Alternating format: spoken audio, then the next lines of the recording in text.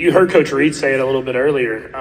We're just dynamic at every single position. Running back, tight end, receiver, offensive line. We got guys everywhere that can make plays happen. And so we want to still be surgical, and we want to still be great on third down in the red zone, stuff like that. But we want to bring the big play back, and we think we got the guys to do it. And so it's my job to give these guys chances to go out there and make big plays. So a lot of deep passes to Travis and let him go out there and make plays.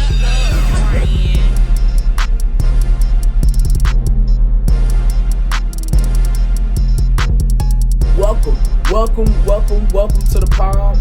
Welcome to Brian's World. I am your host, the ambassador of Kansas City, Brian B. Shynin.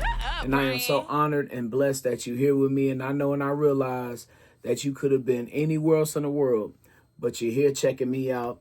And I love and appreciate you for that, man. Make sure that you rate, subscribe, and review at my family at Foolish Club Media, all on Apple Podcasts, on Spotify, and on YouTube. And speaking of YouTube, while you're there, make sure you subscribe and tap in with me at Brian B. Shynin on the B. Shynin YouTube page. Tap that subscription button, man. You know what I'm saying? So you can check out every single episode of Brian's World that drops every single Wednesday for your viewing pleasure. And also on my Hustle and Shine in the Morning content, mixes, beats, Chiefs, Kansas City, whatever it is I'm doing, you can find it on the YouTube channel at B Shynin. This week inside of Brian's World, I am going to give a brief reaction to Chiefs versus Bears. No, I'm not going to give you no 53-man prediction. Just a little bit of what I saw. And also, man, that offense, boy, is cooking. And why should we should be excited heading into this season. Also, I finally wrapped up The Kingdom, the 6-part miniseries about the history of the Kansas City Chiefs. As you know, we were going for that 3-peat last year. I have a lot of thoughts about that, man. I loved every episode, man. Also, a plea for KCATA. If you're in Kansas City, you know there was a debacle between the Kansas City Area Transportation Authority and the city of Kansas City. Yes, they finally came to an agreement, but it's only going to last for another year. I have some thoughts about that. And then rapper G-Herbo, he recently spoke about some serious trauma, man, that I think is really going to help a lot of people in Kansas City and far beyond. Listen, without looking at the tape, Nate, I mean, I thought the offensive line did a nice job, gave Pat time. The run game, we were efficient in the run game, so it starts up there. And I thought the receivers caught the ball, tight end caught the ball, and everybody contributed.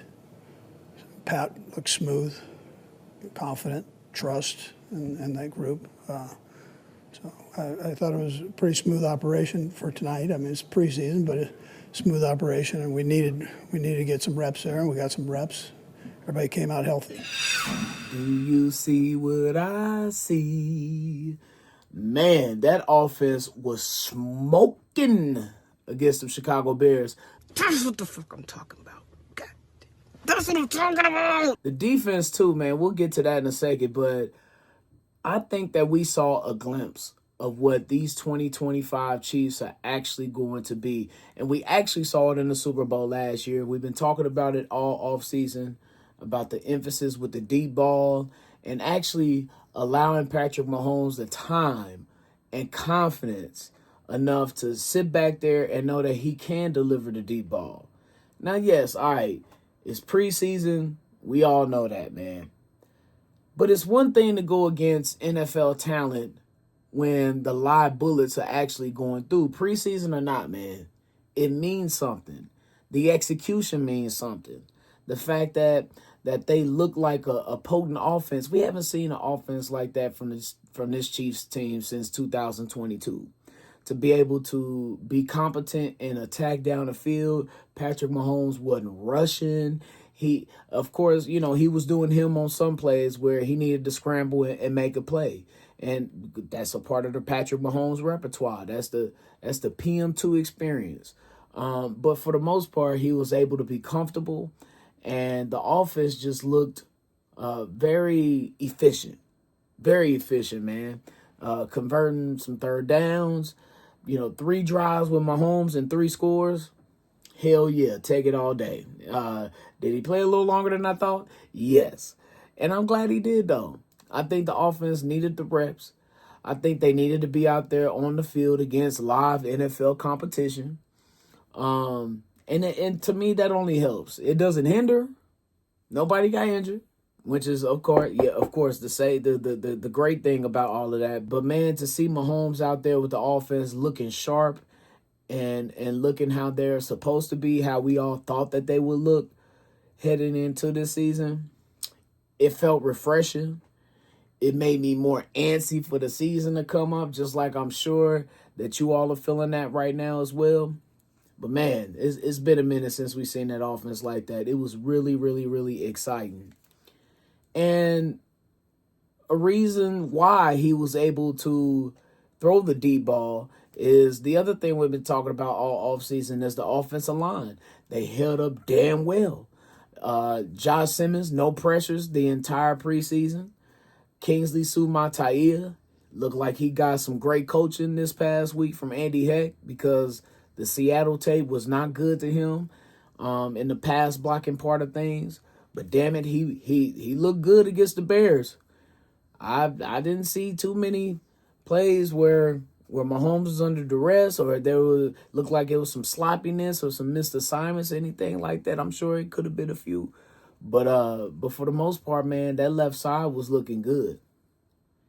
And I think the Chiefs have extended the nightmare that all teams were afraid of. And that is the Chiefs actually finding their left tackle. Because Josh Simmons, if he is what he looks like in preseason, I think, man, to be honest, at minimum, he is a competent left tackle.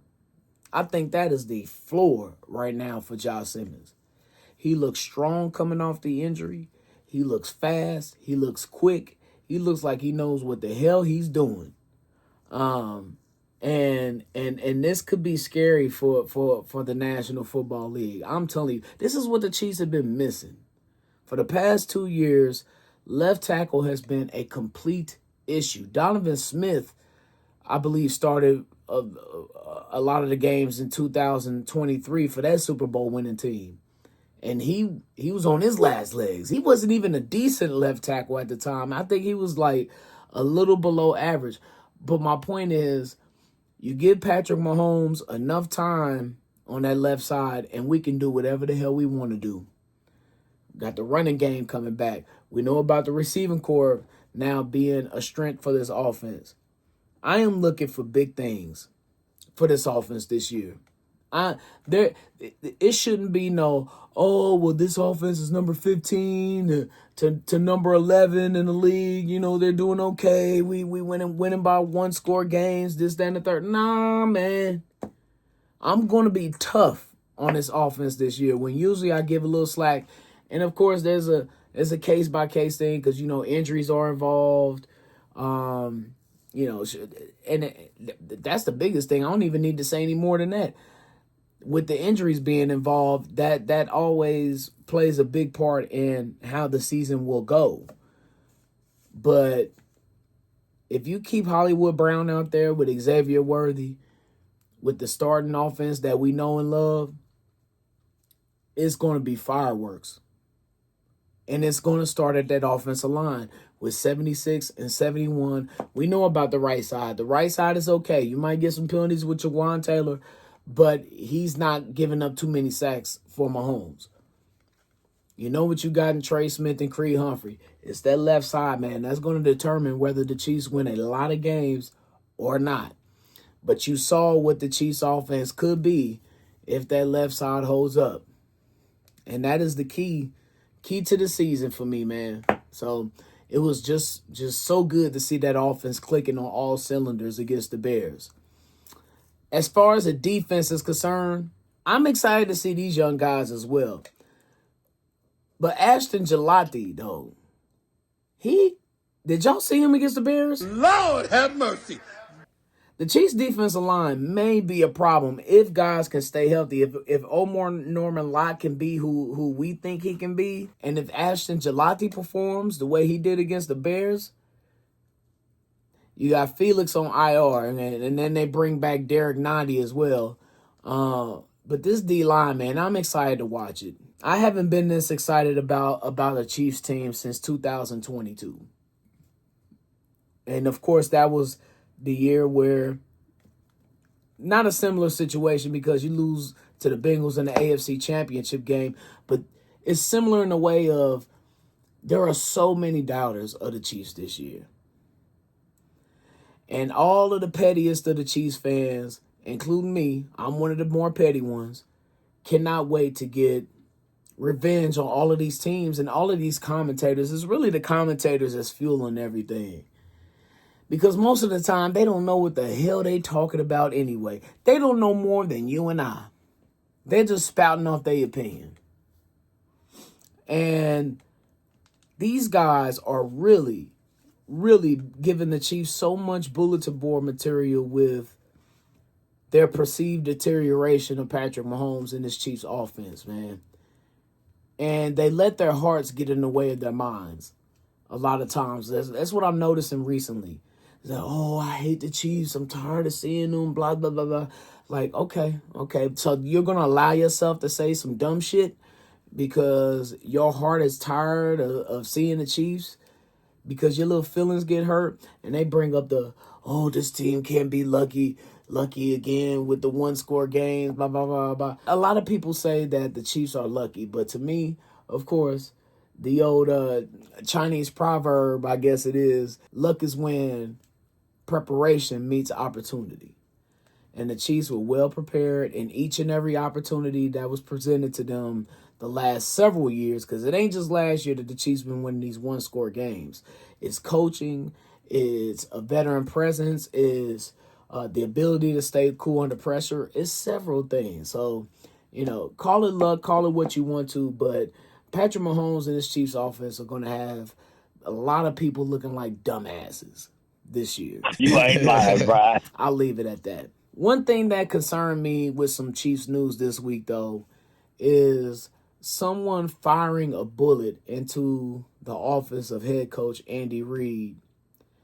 And this happened about 14 months ago outside of the Chiefs training facility, just west of Arrowhead. And it's concerning because it's like, if you ever been in that area, it's not gated. It's wide open.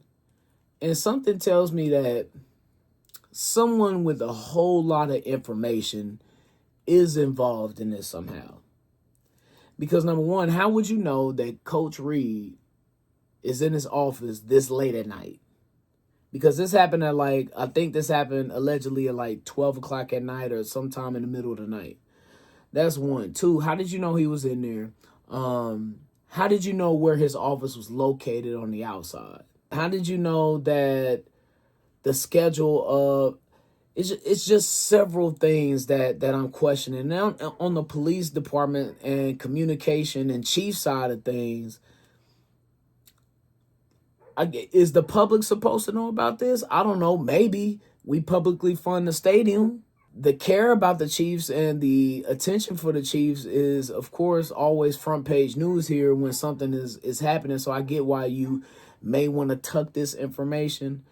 But at the same time, though, you covered this up for 14 months? Why? I don't know, man. It's a little suspicious to me.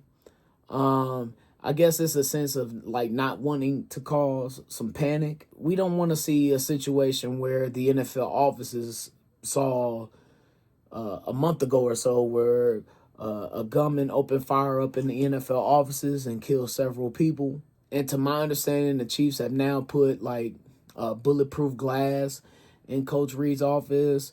Security has been stepped up. And that's another thing. You going to Arrowhead this year, you bet not be on no dumb shit, because they will not be playing around with the attention that this team is getting, with what just happened with Coach Reid, with the NFL office situation, with just society in general. I am 2,000% sure that security at Arrowhead this year will be top notch. But it's concerning to me. I'm praying for Coach Reid, and no other news that I know of about anyone being apprehended or cause or MO or anything like this, man. But the bigger the attention that's put on the Chiefs, the more of a threat that these type things will happen as you become, more global and more famous. But I just really wonder, why did this take so long to be uncovered? And will this prompt the Chiefs even more? Will this give even more momentum to them moving out of KC mode? I don't know. Questions that need answers, man. I'm pretty sure we'll get them soon.